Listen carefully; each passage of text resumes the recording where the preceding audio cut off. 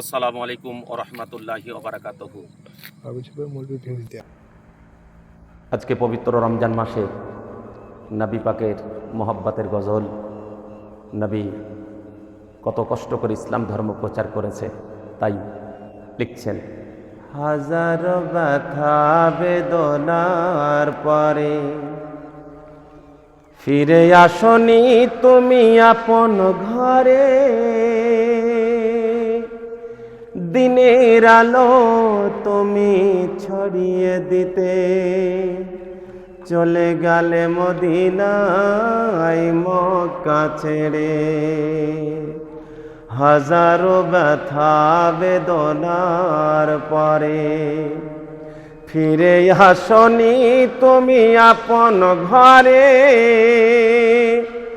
দিনের আলো তুমি ছড়িয়ে দিতে চলে গেলে মদিনায় মক্কা ছেড়ে।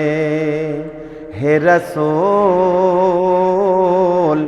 তোমাকে ভুলি আমি কেমন করে, হে রাসূল তোমাকে ভুলি আমি কেমন করে।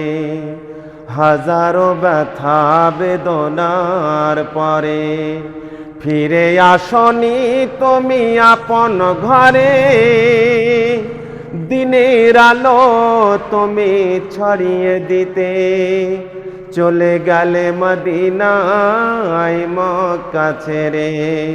হে রাসূল তোমাকে ভুলি আমি কেমন করে, হে রাসূল তোমাকে ভুলি আমি কেমন করে। খেয়ে না খেয়ে দিন প্রচারের কাজে নিজেকে দিয়ে বিলিয়ে, খেয়ে না খেয়ে দিন প্রচারের তরে নিজেকে দিয়ে বিলিয়ে। আল্লাহ পাকের প্যারা রাসূল সাল্লাল্লাহু তাআলা আলাইহি ওয়াসাল্লামের জন্য কত সুন্দরভাবে কবি লিখছেন আর বলছেন, খেয়ে না খেয়ে দিন প্রচারের কাজে নিজেকে দিয়ে বিলিয়ে। তায়েফের কাফেরেরা চিনল না এই আলো, দুষ্ট ছেলেদের পিছু দিল লিলিয়ে। খেয়ে না খেয়ে দিন প্রচারের তরে নিজেকে দিয়ে বিলিয়ে। তায়েফের কাফেরেরা চিনল না এই আলো, দুষ্ট ছেলেদের পিছু দিল লিলিয়ে। দুষ্ট ছেলেদের পিছু দিল লিলিয়ে।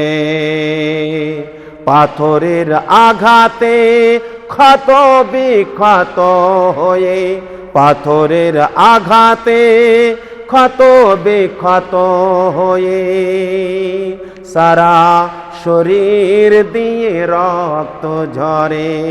হে রাসূল তোমাকে ভুলি আমি কেমন করে।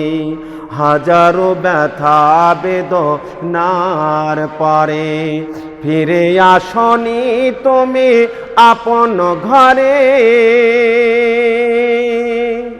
আল্লাহ পাকের প্যারা রাসূল সাল্লাল্লাহু আলাইহি সাল্লামের মহব্বতে গজলটি পড়লাম। আপনারা মন দিয়ে শুনুন, অপরকে শোনাবার চেষ্টা করুন। আজকের মতন এখানেই ইতি। আসসালামু আলাইকুম ওয়া রাহমাতুল্লাহি ওয়া বারাকাতুহু।